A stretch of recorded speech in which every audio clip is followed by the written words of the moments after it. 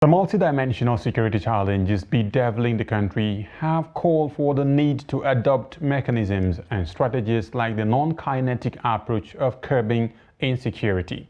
Now, this was the view of experts at an interagency collaboration of stakeholders organized by the National Orientation Agency on implementation of recommendations of the National Summit. Trust TV's Aisha Salihu has details. Stakeholders at the outing were unanimous in their submission that the utilization of civil-military operations is effective in attracting and persuading rather than coercive use of lethal force. The aim is to instigate conversation that will produce ideas that will add value to the recommendations already produced from the National Summit, and together with you, our stakeholders, design strategies for implementation. The recommendation and the policy issues in a collaborative and partnership synergy. These interagency deliberations of stakeholders had recommendations from civil society organizations, representatives of the National Security Advisor, Chief of Naval Staff, Air Staff, Army Staff, Minister of Defense, Director General of State Security Services.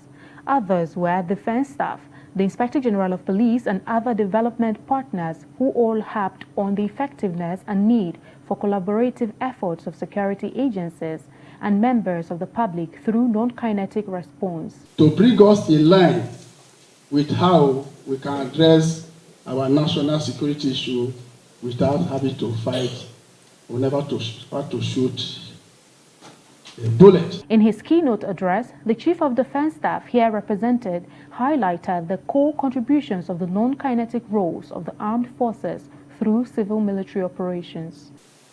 The armed forces, in its traditional role and efforts, usually does whatever it can to enhance national security of the country, and has been involved in various non-kinetic operations, including humanitarian assistance, food security, educational development, and healthcare services.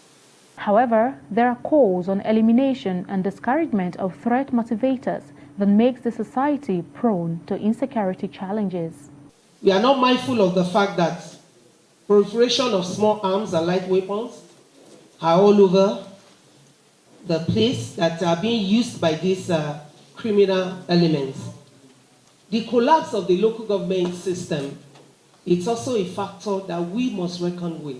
Participants noted that curbing insecurity is a duty of the citizens and not the security operatives alone. Hence, the need for the adaptation of the recommendations of the National Summit on Kinetic Response to Insecurity. Aisha Salihu, Trust TV News, Abuja.